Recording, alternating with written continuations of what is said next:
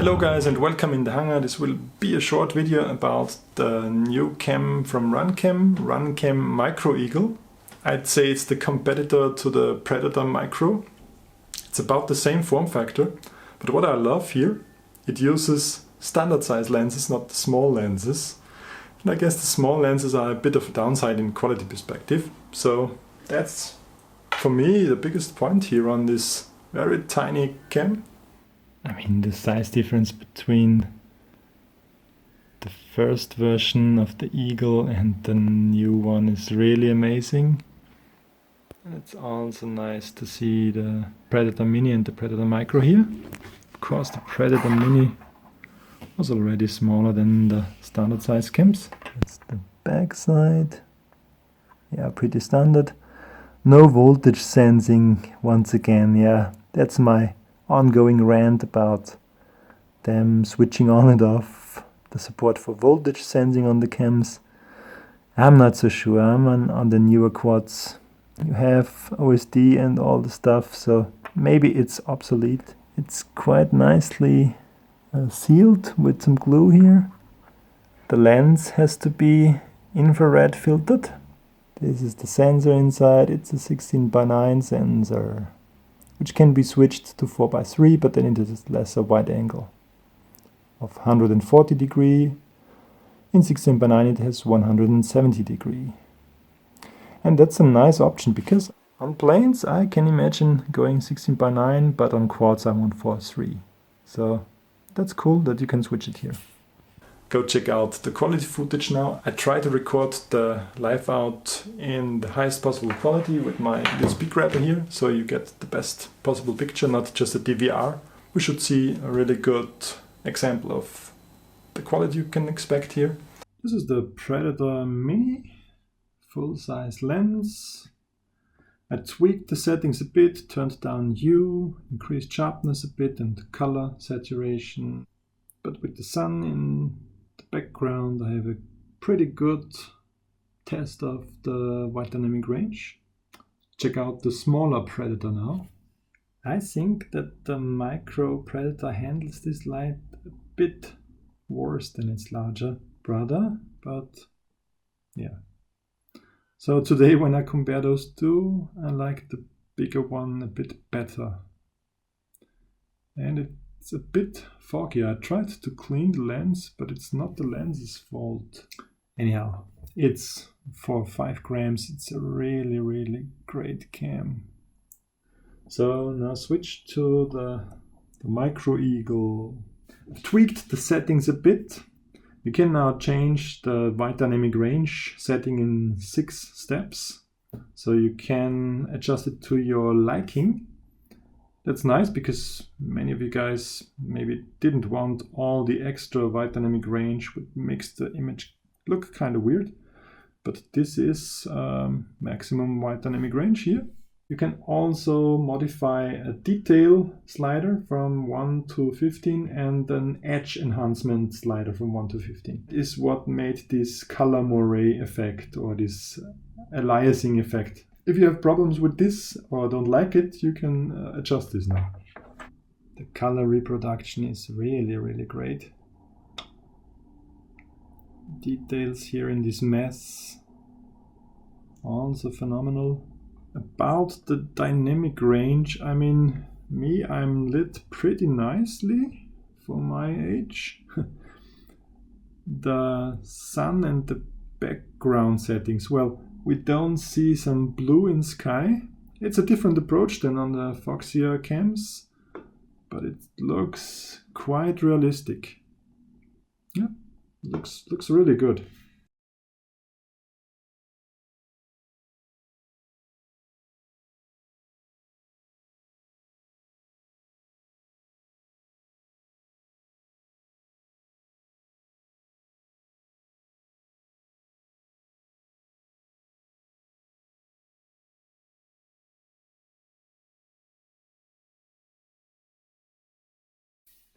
Quick light change test. So once again, this looks phenomenal, and now the sun is fully blowing through the window here. So it's really hard for the human eye to see something if you look outside, and it still sees details, and now even sky. I really love this image here. It's great. So now to the light change test. Cover the lens completely. Get away.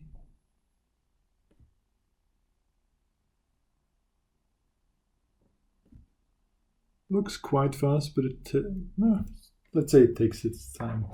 The white balance is a bit of a problem with the Predator.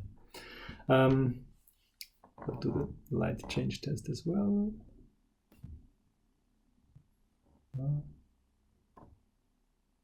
Looks faster to me though. Yeah. I would say it's a win for the Predator Mini here, which has this nebula vision. I'm not sure what's going on here. And also the sun is a bit different. The lighting change algorithm is same speed.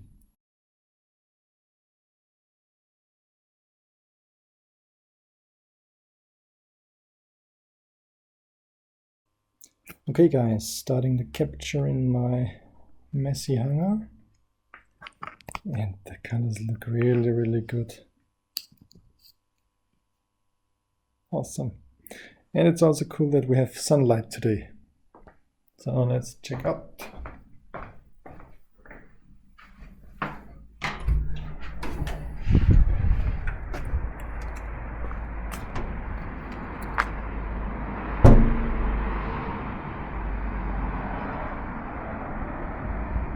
Very nice light. Just checking this pathway here because it's cool. It's dark now, lit very well. We can go through, have sunlight, which is blinding us normally. It's really blinding me with the human eye. Yeah. Really not much to say other than awesome. Sunlight. Try to get some sunlight as well as the shady carport here. So you see sunlight up there and details over there, which is awesome.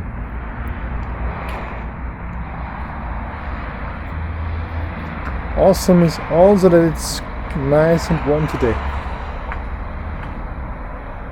Okay, there's the hangar.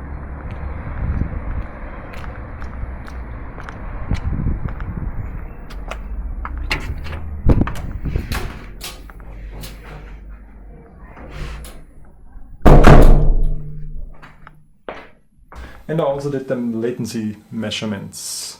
We will jump right in and see what the latency is and what the quality is. I'm doing a lot of measurements to find the minimum latency,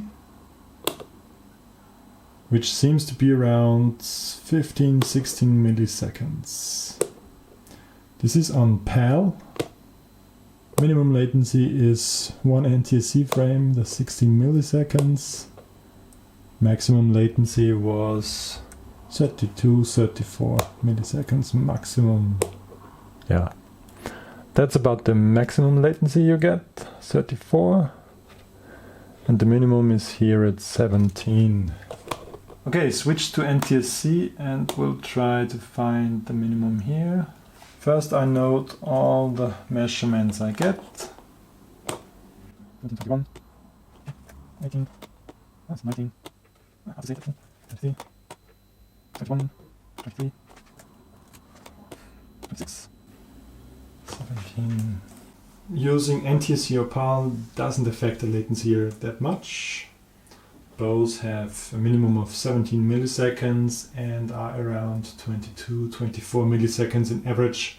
Of course the average, I took only 10 or 15 samples, so the average is not so important here.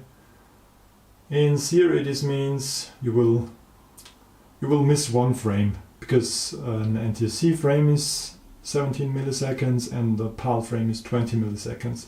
And if the latency is 16 or 17 milliseconds, yeah, you will lose one frame. You can very much live with losing one frame out of 60 or 50 frames. So I'm totally okay with the latency. It's a bit slower, of course, like the Predator, which is down to 5 milliseconds. But really, the amount of image quality enhancements they do on the Runcam kinda is okay for me to have a bit of a compromise on the latency side. It has a bit higher latency like the other cams out now, but 17 milliseconds is really tolerable. I flew this little thing here with like 20, what was it, 23 milliseconds latency minimum. This was totally fine for me as well, so only if you have really the highest demands on the quickest possible reaction times, then go for the fast cams. But the quality features of this thing here are really nice. Definitely a recommendation from me. Thanks for watching this video. Hope you liked it. Leave me the comments. Do you still have an overview what cams are on the market? It's amazing. I tried to collect a good overview for you on my blog. I will link it below. And I also have my latency measurements there in an Excel spreadsheet and maybe even in an article on the blog as well. So if you don't want to watch all my latency videos, which can be cumbersome, check out the blog. I will update the infos there as often as I can. So thanks for watching, thumbs up, subscribe, and also enable this notification. Last time I didn't see a few of Bruce's videos because I didn't turn on the notification on his videos. Something totally weird with YouTube. So please hit the bell icon and turn on the notification for my videos so you will not miss them. So that's really now it. Thanks for watching. Bye.